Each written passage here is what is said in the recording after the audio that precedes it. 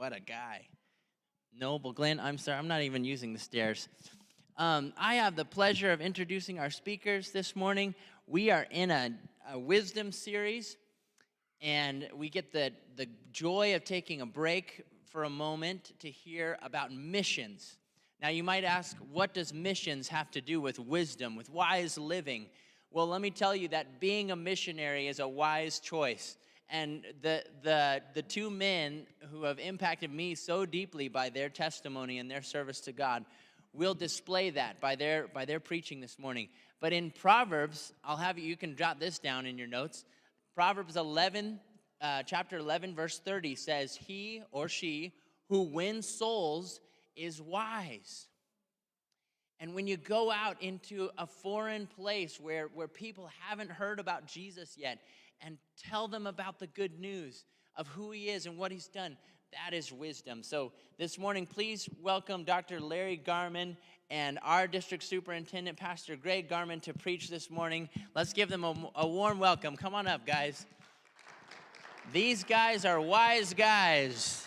Oh, keep the applause going. Oh, is Larry not joining you yet? Okay, all right. Dr. Garman's not joining Pastor Greg. Thank you for being here. All right, one more round of applause. We're so glad. We're blessed to have you with us. When your dad gets up here, he can have his own. Okay, well, thank you so much, Pastor Eddie. What a joy it is to be here with you and Bishop Church of the Nazarene once again. I can't tell you how neat it is to drive up the 14 and then the 395 up to visit this place. We love Bishop and love this part of the land and part of our district. If you're not familiar with the territory of our Los Angeles district, and those of you who are online, thank you for watching and taking part in the service this morning as well. But Bishop is the most northern church on the Los Angeles district. And so I love to come up here. Of course, the mountains are surrounding us. I think they're not taken away, are they, right? They're still there. We have been living in some incredibly wild days, have we not? These last 6 months have just been incredible.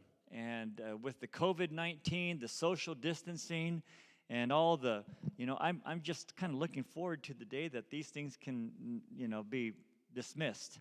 And I know that half the time I'm driving to the store and I'm halfway into the store and, I forgot my mask. Got to go back and get it, I'm sure you're like that with me, and that's how it is. But looking forward to that time when we would, we'll be able to do what we did. God created us to be social beings and to be with one another. And I love that. In fact, the very beginning of the Bible, Genesis chapter 2, when God created Eve, remember that he said, he looked down upon Adam, he kind of said, oh, poor guy, he needs someone by his side. And he literally took a part of Adam's side and created woman. And they are to be side by side. We are to be side by side with one another. And just the blessing of being back together again here in this sanctuary, thank you for opening your doors and allowing us this opportunity to just be connected. I love to be with people. And I just enjoyed so much, Brother Marston, for the Sunday school lesson this morning. Just enjoyed that time of talking about, and I'm looking for him, but he's up there, there he is. He's in the hole, up in the balcony. But I just thank the Lord for the privilege, again, of just digging into that great word, love. And the privilege of understanding that God loves us that much, that he sent his son. We talked about that. We sang about that a few moments ago. And to know that we are called to love him back and love each other.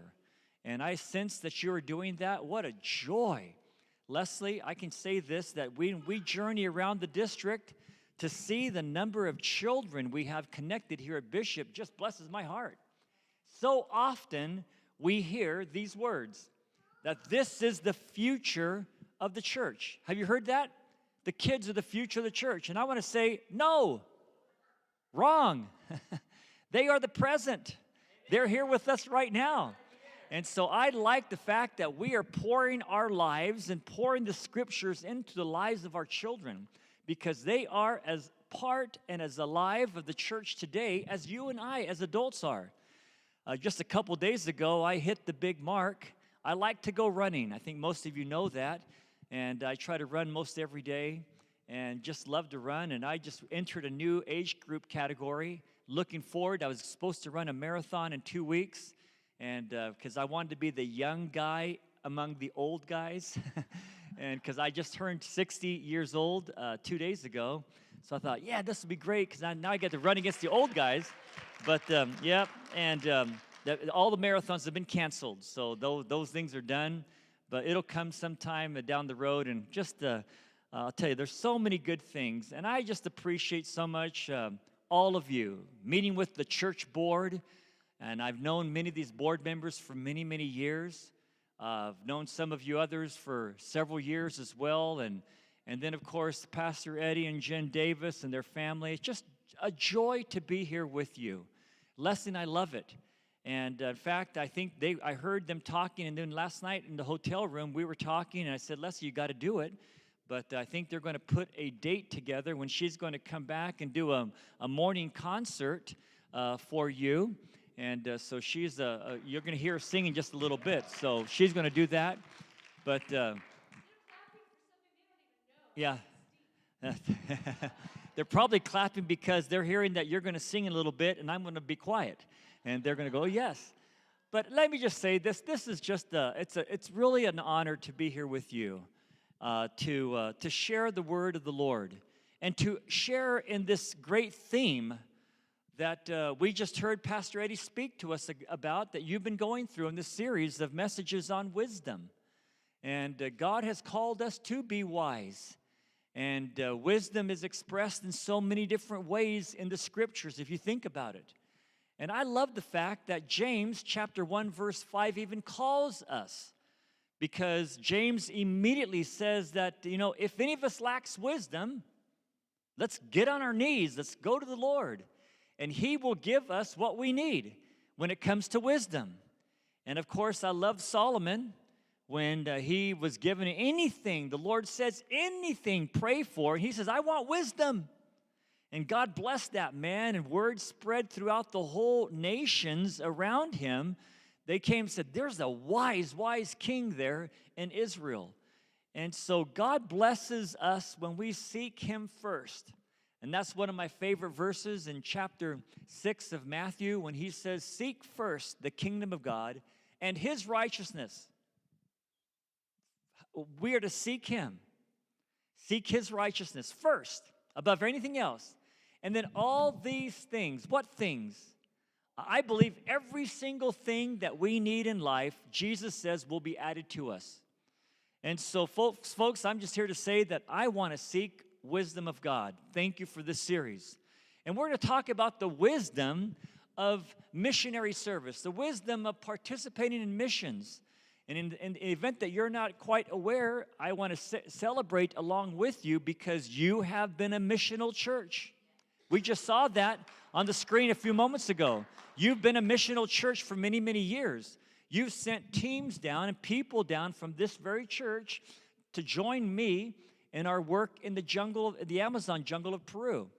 And Amber, I'm seeing you back there. You've been with us, and so many other people have just joined different missions groups, and now you're going back to the Navajo reservation to take part in the work there.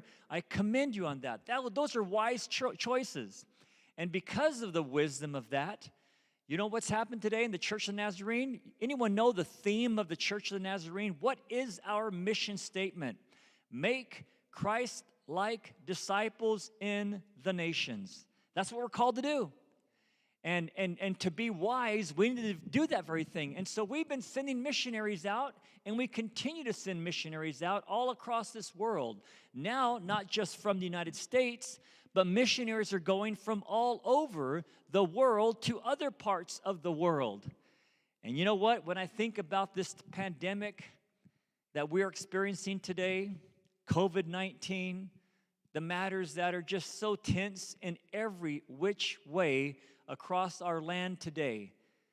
I'll tell you what, it's just a mess. You think about it, turn the news on, you're going to see something that's not going quite right somewhere around our world. And just the other day, Leslie woke me up about 11:45 at night because she felt the ground move. We call those earthquakes. We did have an earthquake in El Monte, which isn't too far from us, and she felt it. I didn't feel it shake, but she did. So she wake. Did you feel that? What did Matthew 24, Jesus say in Matthew? There's going to be an increase in earthquakes. There's going to be an increase in wars. There's going to be an increase in problems, in floods. You name it, an increase. Folks, look around our world today. We are living in these very days. I happen to believe that we are approaching the last days before Christ comes to reclaim his church. Therefore, I believe it is our mission statement. It is our purpose to make Christ-like disciples in all the nations. Today, we celebrate that we are in 163 world areas today. That's awesome. It's still growing. And I'll tell you right now, folks, Jesus said it, that everyone will have a chance to hear before he returns for his church. Well, through radio, through missionary endeavors, through the spreading of God's word, I'll tell you right now, there's not a culture in this world today that has not heard the gospel of Jesus Christ somehow. It's out there. It's everywhere. I know that I see it on news every now and then. Oh, some hidden Amazon tribe was just discovered. And I want to say, wrong. Every tribe in the jungle now has been discovered. It's just maybe a people group from a certain village or a certain tribe might have escaped, but every tribe, folks, the gospel has spread out. I say Jesus is about to return. I don't know when, but I believe he's about to return. We must be ready, and we must do our very best to have others be ready, to win, as you just said from the book of Proverbs, win people to Christ. That is our mission statement. That's our calling. And so if you have your Bibles, would you turn with me to these great words? There are 5 hows that the Apostle Paul writes to in the book of Romans chapter 10, beginning at verse 13. I love this statement that he makes. He says, everyone, not just Americans in North America, not just Europeans or Africans or South Americans or Asians. He says, everyone who calls on the name of the Lord will be saved.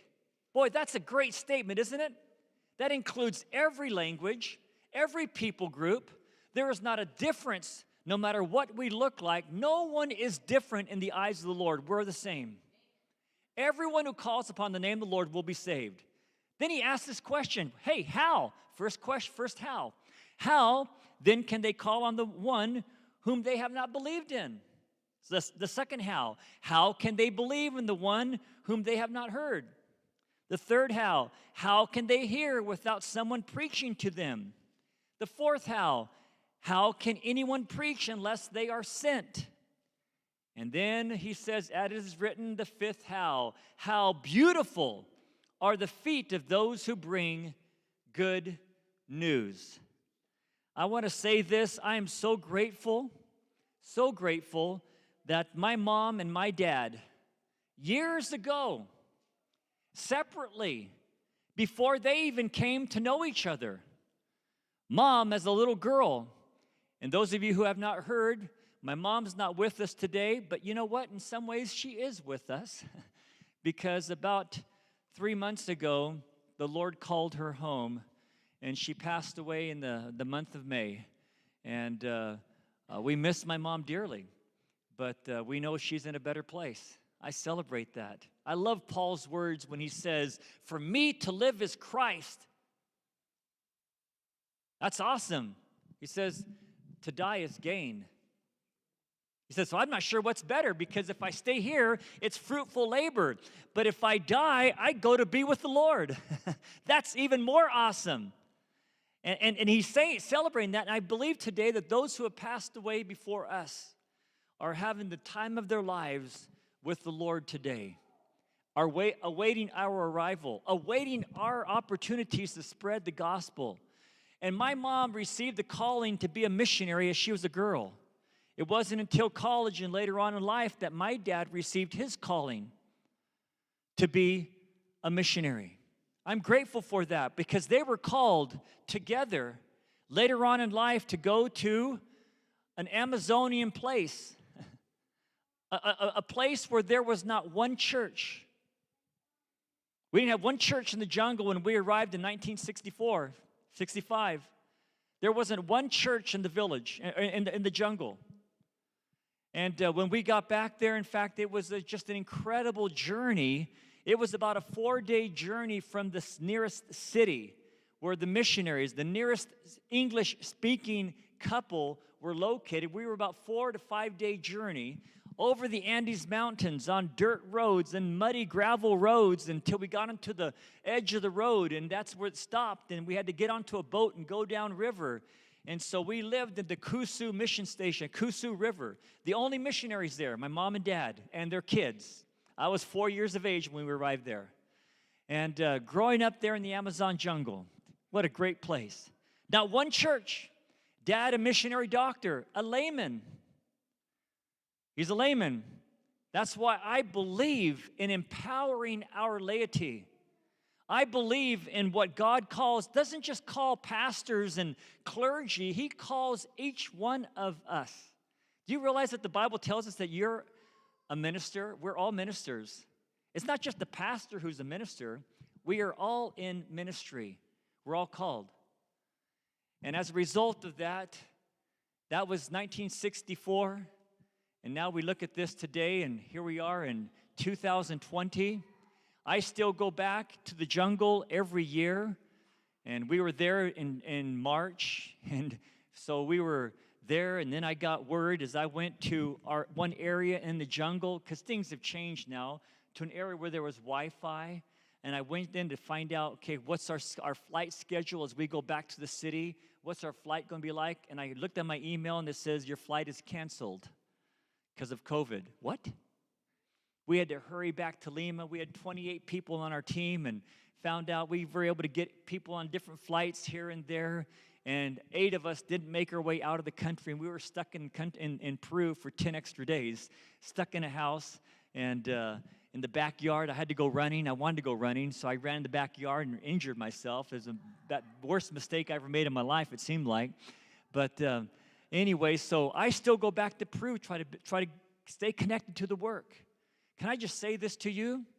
Because from 1964, where we had not one church, today we have about 250 churches in the Amazon jungle in the tribe today. We have 3 different districts among the people there.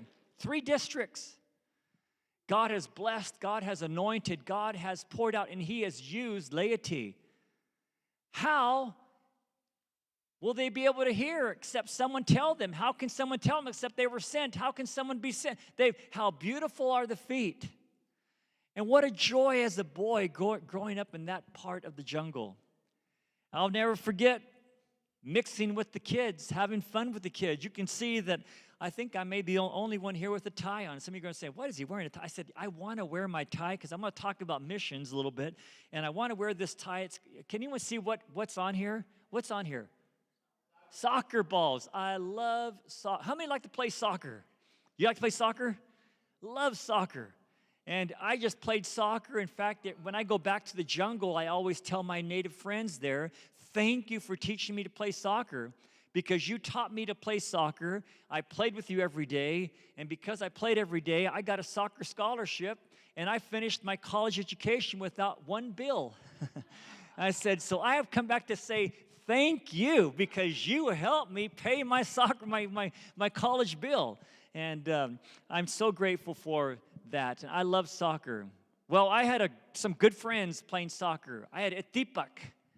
I had Victor. I had so many other different friends that I played soccer. I had Walter. And we played soccer as kids all the time. We never knew what shoes were playing soccer because we always played barefoot. And in fact, it wasn't until I got into high school I realized, oh man, I got to use soccer cleats. And so I had to learn to play soccer with cleats at that time. But just loved playing the game.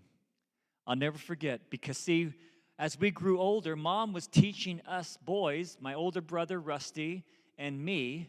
We were at the level of education. I was 7 years of age, and Rusty was 9. And she was still doing homeschool teaching us. But it got to the point that so often Mom would be called to my dad to work in the clinic. And when they'd be called to the clinic, they'd be working there, and their mom would say, okay, Greg, I want you to, finish doing your homework, study right here, do this work. Well, when it's a hot, sunny, blue sky day, and me with my energy level and activities, a book versus sunshine and a river, sorry, the book's going to be tossed to the side. I jump into the river, I'm swimming with my native friends, and we're just having the time of our lives, and I would come back, and I'd try to, move my hair away like that, and Mom would see that my hair was all wet, and, where you, Greg, you go to the river? And how can you tell Mom that I got, okay, yeah, I went, and, well, how's your homework doing? Well, and finally got to the point they realized if we're going to learn, we had to go to boarding school. So we went to boarding school for about 4.5 months at a time. And we were sent to the other side of the jungle. And that meant living away. So I was 7 years of age the first time I went to boarding school. And we were way far away. It was about a 5-day trip from our home there at the mission station. So didn't get to see Mom and Dad. This is before cell phones, before means of communicating, being able to see someone on a cell phone like FaceTime. So we would find ways, and sometimes by ham radio, we were able to communicate back and forth just once in a blue moon. And so being that isolated was tough. And I remember one time we came home for summer vacation, and we were there in the jungle. We'd play. I was a little boy. And I remember I was about 11, 12 years of age, having the time of my life that summer. We water skied on the river. We played soccer. We fished with the natives. I looked up river one day, and it was a blue sky day, and it was in the afternoon. I saw a canoe coming down, and man, swiftly paddling the canoe down into our port, where we stored a few canoes and a boat here and there, and tied them up with a rope and onto a post in the muddy bank. And I looked, and I could see, who is that? And I could see a lady in the middle of the canoe, and I called Dad, and we all went to the side. Who is? They're calling, Doctor, wamagtate. Doctor, please come quickly. And I looked to see, who is that? Because there's a boy laying down in the middle of the canoe on Mom's lap while the dad was swiftly paddling strokes in the water. And then I looked down, I could see, it's Santos. He's carrying his son, Walter. It's Walter. And Dad helped him get up to the clinic, and they laid Walter down. And his back was arching.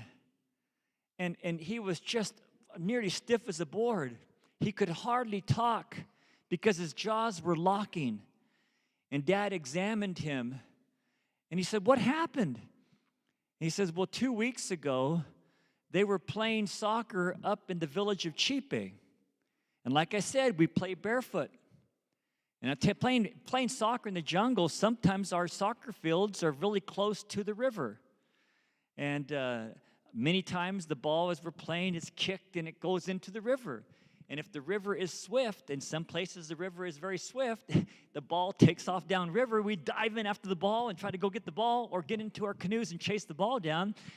You might lose 10, 15 minutes just because you got to go retrieve the soccer ball to come back. And well, this time the ball was kicked into the jungle. He was the closest one to it, and he went running to get the soccer ball. And I don't know if you've ever seen the way bamboo grows, but bamboo grows very sharp, pointed shoots in the ground. And this bamboo shoots, they can grow to 2 to 3 inches a day. Sharp, pointed shoot. He ran barefoot to get the ball and stepped right on top of one of these bamboo shoots. He grabbed the ball and cleaned it off a little bit, brushing his, went down after the soccer game and washed it up in the river. River's muddy. Not real clean. Came back home, didn't say anything to Mom and Dad. And within a few days, a week or so, he started getting sick. Fever. And then, of course, before we knew it, his back, and of course, now they're coming down, they're telling us a story. His back was arching. Dad said he has a very severe case of tetanus, lockjaw. And knowing that there's really nothing that can be done at this point, but just to maybe relieve some of the pain, Dad prepared one of our boats, and asked one of our motorists, would you please take the family upriver to an army camp? Because the army camp, they may have some kind of medication. Well, the next day, we were getting ready to go upriver to go to the city because my brother and I and my sister were returning to Pucallpa to go back to school, our boarding school. And so the boat went up, he dropped them off at the army camp, left them up there, and came back because we were leaving in a day or two to go back upriver, the same area. And I'll never forget, because as we were making our way, we loaded the boat the following day and all of our stuff, getting ready to go back to boarding school. And we're making our way up the Marañón River very slow because it's a cargo boat, it's a long dugout canoe with a 40 horsepower outboard motor in the back, edging our way up the river, about a 6-hour journey up the river to this army camp. We were about an hour below the army camp. We saw this man frantically waving his arms at us. Who is that? And Dad said, it's Santos. It's the dad of the boy. We asked the driver, please pull us over. We went over and came to the sandy beach there and tied the boat up, and Dad said, what happened? And he told my dad the story. And he told my dad the story. Walter. He said, Walter just died. Well, what happened? We got to the army camp, and the army camp said that there's nothing we can do. It's best that you would just go ahead and go back to your village because he's not going to make it. And he built a raft. He cut down a couple of balsa trees. And cut them down, tied them up with the vine of the bark of the balsa bark. And then he and his wife and son began floating down the river. Walter, special boy, good friend of mine. We were the same age. We played soccer together. We probably fished together. We did so many things together. And I knew Walter. And he said, what happened? And Walter's dad, Santos, and Rosa began talking with my mom and dad, and us kids were kind of going in and out a little bit along the beach and just listening because we were just young and just trying to figure out what was going on. And he says, Walter, our son, he always went to the church there in Chipe. His mom and dad had nothing to do with church. In fact, they would be just a few huts right next door to the church. And they would drink, and they would have parties, and they would just say, no, we don't do anything with that. But Walter would he'd have sometimes papers that he would get in Sunday school class, and he would crayon draw some of them, and he would get his dad's dart from a blowgun and pin that on the cane pole wall of the hut. And he had a little pocket Spanish New Testament from the Gideons. He couldn't read a word in Spanish. 9 times out of 10, the pastor would say, okay, we're going to read from Matthew. He'd have his Bible upside down. But he carried that Bible everywhere. And he told his mom and dad, he said as they were floating down the river, he says, Dad, I can't talk well right now, but would you please pull the raft over to the side of the sandy beach? I need to talk with you and Mom. And he says, listen, I know that I'm not going to make it. I know I'm going to die, but I want you to know something, because in the jungle, it's very typical that sometimes when a child would die, the mom would want to throw herself into the grave along with the baby or the child. And he says, Mom, don't throw yourself in with me because I'm going to a better place. I've heard the messages in the church that the place I'm going to is called heaven. It's a better place. And sometimes at night when a storm comes up and we don't have a blanket to cover ourselves with, I don't need a blanket anymore. It's not going to be cold. It's not going to be too hot. It's going to be a perfect place. There'll be a perfect amount. Dad, how many times do you have to go way back in the jungle to find a monkey or find something to bring back meat for us? I'm going to a place that has everything. Please don't worry about me. I'm going to be okay. And he says, I'm going to a better place. And he says, when I die, we like to have what's close to us, what's our prized possession. Would you take my New Testament and place it on my chest and bury me with my Bible? He's telling mom and dad this who didn't care about the church, didn't care about the Lord. And Santos was telling my dad this whole thing. I remember hearing in and out, listening this and that. And Santos, as he was talking to my mom and dad, says, how can we be assured that we will see our son one day? It was on a sandy beach right there, just downriver from Duship, where this man and woman gave their hearts to the Lord because of the testimony of their son. Because of the testimony of their son. The power. That's why I say, folks, let's not deny our children today. They are missionaries just as you and I can be witnesses for Jesus Christ. And as I grew up, I then became 20 years of age, and I was living in the jungle for 2 years, and Santos and I began working together on some projects, and I saw this man faithfully. 8 years later, he became one of the head ushers in the church and a board member of the church. And this man became just incredibly a leader. I still go back to the village of Chipe, where Santos now is bedridden. He can hardly stand. His wife, Rosa, has already passed away, and she's gone on to be with Walter. And Santos today, this is now 48 years later. Santos is now an old man, laying there in his bed, and I go visit him every time I go to Chipe. I still go by to visit him and talk with him, and he still has his Bible right next to his side every day. The faithfulness of his son to say, Lord, I want to see my mom and dad again in heaven. And he witnessed to them, and they gave their hearts to Jesus Christ that day. That's why I say, folks, missions is important. I say thank you for your participation in missions, for not only encouraging me in my studies, but encouraging us to continue on to see what God is doing now among the tribe in the Amazon jungle today. I am so grateful for what God has done. You know, so I'm grateful because I'd say it's all about Jesus. Really, it's all about Jesus. It's not about me. It's not about you. It's about Jesus. You focus on Christ. And today I'm so thankful that Santos has made such an incredible impact.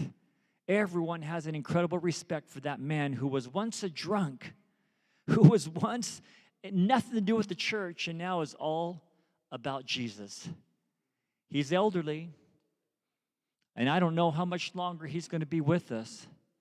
I keep wondering, because when I go back, he's just a little bit worse each time physically, but he is still strong with Christ. You see, where did all this come from? It came from a man who gave his heart to the Lord, and his name was Lucho Asangay. And I want my dad to come up and talk to you about this witness of this man. And as he comes to share, we're going to close this time of speaking and sharing with a song that Leslie's going to sing, because I believe it is all about Jesus. It's making Christ-like disciples, Christ-like, Jesus-like disciples in all the nations. I want to thank you so much for your involvement in missions. Let's make wise choices. Dad, please come and share with us.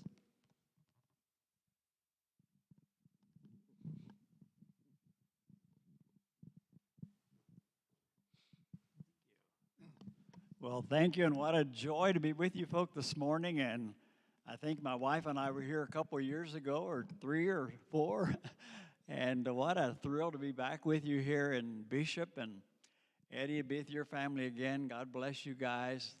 The wonderful meal we shared last night was special. So whoever paid for that, thank you. I enjoyed that Thai food. Well, what a delight to have opportunity to share a little bit more about mission. That's our life, only thing we know about, really. And I'm looking forward to going back to Peru, I hope next month. Work and witness, you guys are across the years have really paid a price to keep mission alive. Thank you for doing that. Thank you for supporting my wife and I and our kids, our years across time on the mission field. We are grateful. Thank you for doing that. Thank you for the ministry you have. Well, Lucho Asangay When we first went to the tribal area, to the indigenous people called Aguaruna, it was an incredible experience, to say the least. People who were filled with superstition, fears of the spirit world, revenge killings were extremely prominent. Visits to the witch doctor were prevalent. And into that world, we found ourselves trying to identify the gospel to a people who had never been able to read or write, had not the New Testament in their language. And so what an incredible experience to try and bring the gospel to them. But you know, throughout the church, throughout history, God has always found a man or a woman under some of the most unusual circumstances that he could use to bring people to the Lord. The Bible's full of people like that. Some of the most unusual people and places that God would take them from. And it was one Sunday morning I will never forget as long as I live. Our little church was dirt floored, backless benches. The railings were only about 3 feet high. The women sat on one side with their little babies, the men on the other side. And I would give an altar call on Sunday morning, and the men would look at me with their arms folded across their chest. And I would ask them to come to the altar and pray and ask God to intervene in their lives. And they would look at me like, no, we bow our knees to no one. If you have an enemy, you kill him. You don't ask forgiveness. Forgiveness was a different concept for them in their culture. But I'll never forget that Sunday morning. I had made another plea. We'd been praying, my wife and I had been praying and fasting that God would somehow reach into the hearts of these folk and bring them to himself. And that morning, I will never forget it. I gave an altar call. Many of the men with that stoic expression looked at me, but then I saw a movement.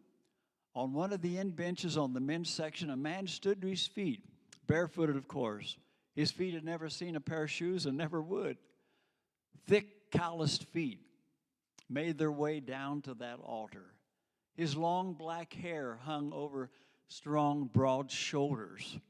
And he knelt at that altar, and his tears splashed from the altar onto the dirt floor.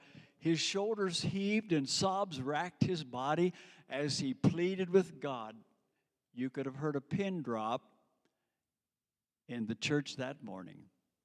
Because of all men at that altar was Lucho Asangay, the greatest warrior known perhaps in the entire tribe, had killed more men in his lifetime than any other warrior I had ever met. And here he was, one of our first men praying at an altar. I knelt down beside him, my tears mingled with him, and we prayed together, and God wonderfully, miraculously changed his life. Short story. It wasn't long until he decided in his village he must start a church. He and 2 other men cut the timbers and made one of the first churches in an Indian village. They brought in the cane poles for the walls, and he began to preach. And as he did, now things happened. A man who was feared, who was a warrior, who no man wanted to tangle with, now they mocked him and they made fun of him. When he walked the trails of the village, someone called out, "There goes God," and they tempted him to fight. And I knew that if he would, heads would roll. But Lucho stood the test. Every Sunday morning, he stood in that little church and preached to the few people that came, a couple men, a group of ladies, and a few children. And he faithfully pronounced the word. But as time went on, the pressure became extremely difficult for Lucho. Men tempted him and tried to get him to fight. They invited him to the beer drinks. And Lucho withstood. But now the problem was excruciating for him. They mocked him daily. He went through a period of deep, deep turmoil. I prayed for him desperately.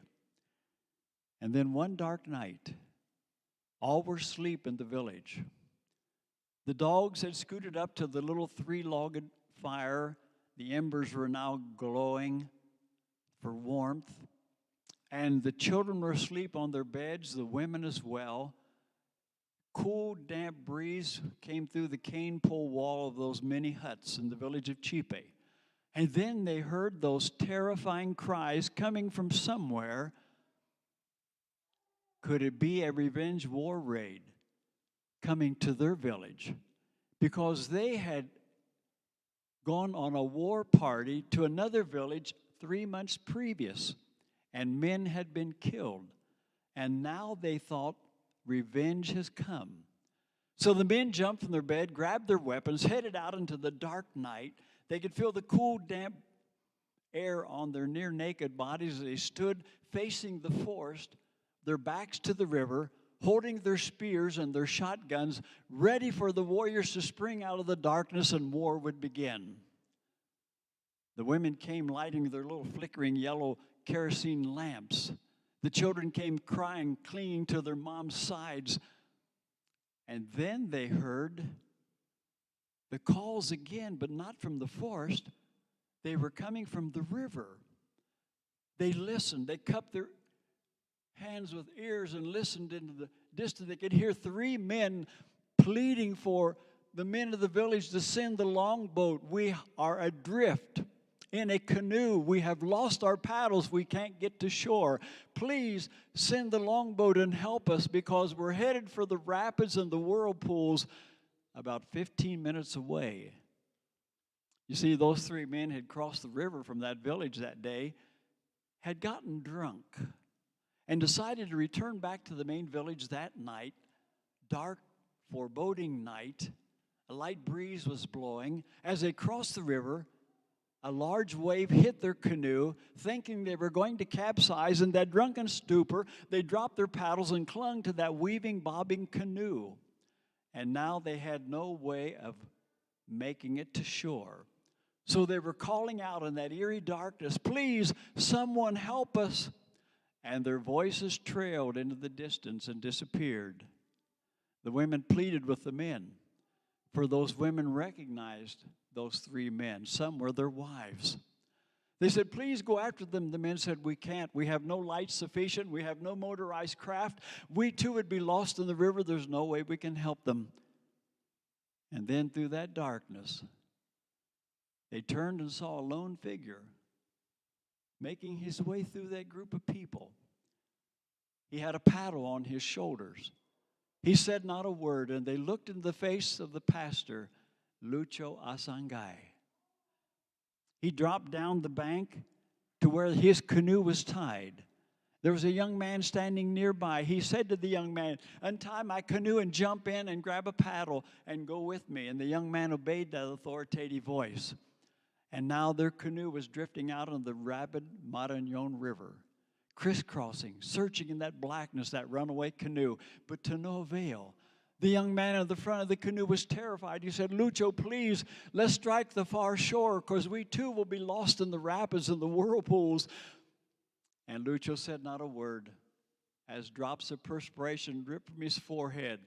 His muscles ached as he continued pulling at that paddle, moving that canoe, crisscrossing, searching the river in that inky blackness to no avail.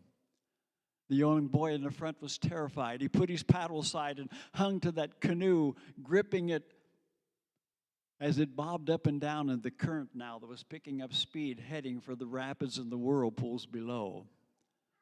Lucho continued his trek, turning that paddle over back and forth as beads of perspiration dropped. And the young man in the front, yelled and said, I think I see the canoe. And they could hear the sounds of the rapids down below. They could hear the terrifying sounds of that water striking the rocks, and they knew below that area would be those 2 menacing whirlpools. The boy in the front now picked up his paddle. They approached the runaway canoe. The 3 men were lying in the bottom of that canoe. They were crying, for they knew their life was over. But as the canoe came along the side of the runaway, the 3 men jumped into their canoe, and now both men pulled with those paddles with every ounce of energy they had. And finally, they broke the clutches of that heavy river and struck the far shore. 3 drunk men staggered out onto the bank, glad that their lives had been spared. And now the 2 men began pulling that canoe upriver, curve after curve. Finally, off in the distance, they could see the little flickering yellow kerosene lamps that the ladies were holding. They could now hear the women singing, "How cha, 5 men have drowned in the river." Back into the canoe they went. They crossed the river, came to the port of the village, and as those 3 drunk men stepped from the canoe onto the bank, the people couldn't believe their eyes. They were welcomed into the arms of their loved ones, and great joy broke out. Death songs now changed to happiness. And then Lucho stepped from the canoe. He walked through that crowd, and every man could not look at him in the face. They dropped their gaze to the ground. He said not a word. They spoke not a word. But it changed the course of the village forever. For God had found a man that was willing to lay his life down for 3 drunk men.